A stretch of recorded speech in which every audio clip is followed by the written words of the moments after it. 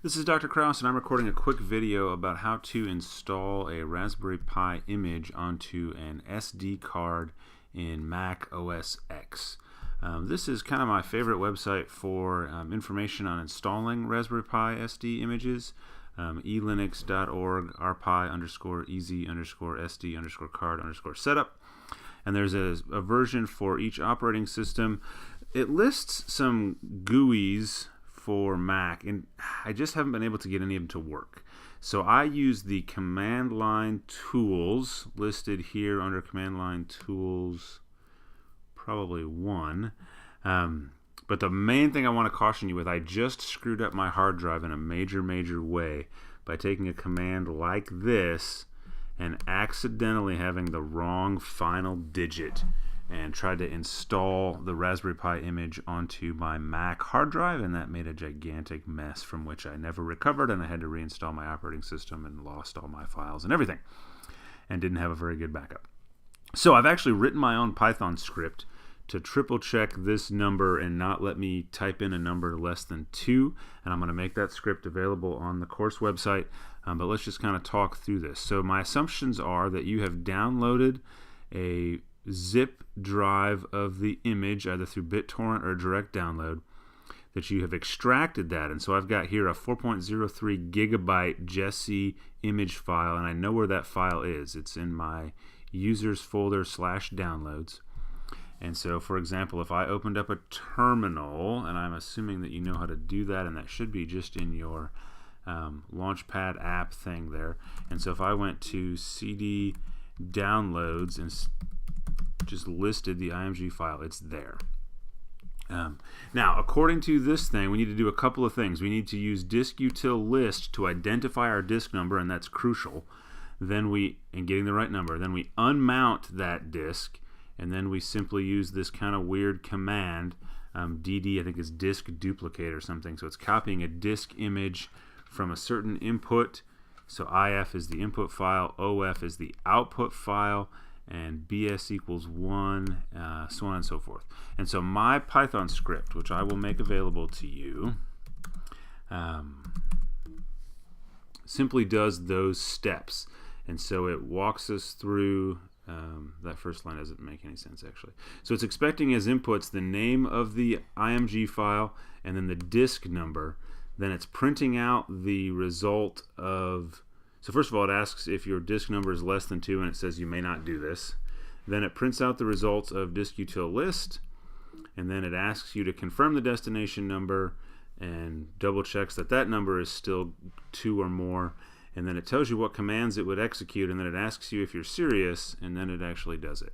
And so first thing I'm going to do is just manually run disk util list, and what I see is that I've got 3 disks currently installed. So disk 0 is my main physical hard drive, and it has several partitions on it, and then disk 1 is the 250 gigabyte internal SSD drive that is my main hard drive. And so I definitely don't want to install this onto disk 0 or disk 1.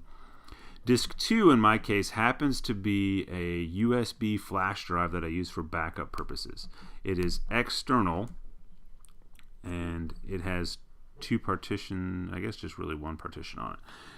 So now I'm going to plug in my micro SD card into my SD card reader, and it shows up on my desktop. And now if I rerun disk util, I now have a 3rd disk. The kind of confusing part is that it shows up as internal, which is weird to me. I guess because I'm using my internal SD card reader as opposed to a USB card reader. And it has 8 gigabytes, and it's formatted in FAT32, and it has a name of Ubuntu 14_0. There's something on the SD card, and I'm okay with that.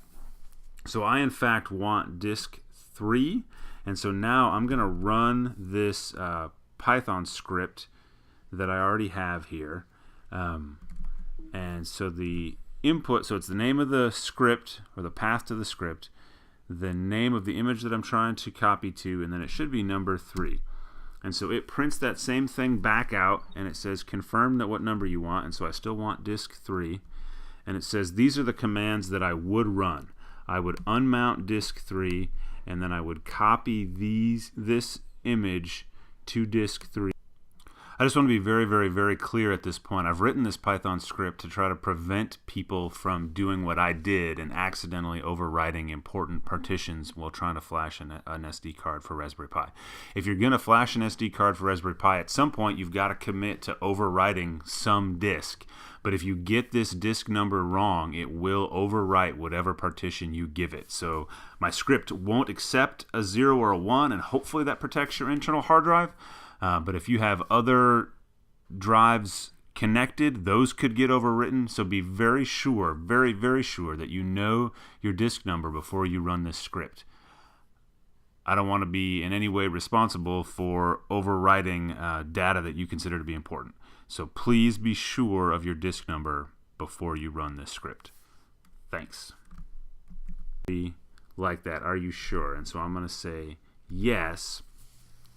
And now it's going to need my password to have permission to unmount the drive.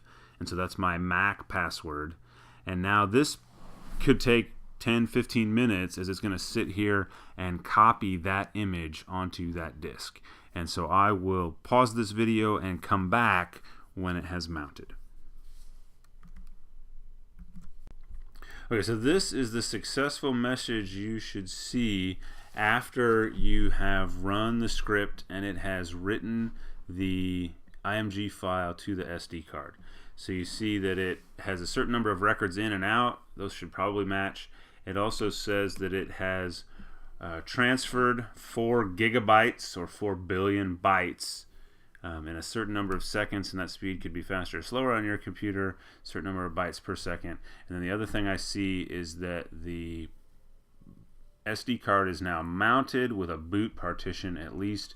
That may or may not happen on your computer, but there now is some kind of partition on there that has something that the Mac isn't able to read all of the partitions because some of them are in a Linux only format, but it can at least read the boot partition.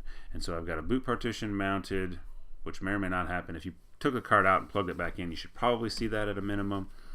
And then a certain number of bytes transferred in a certain period of time. And the number of bytes transferred should probably be pretty close to that number.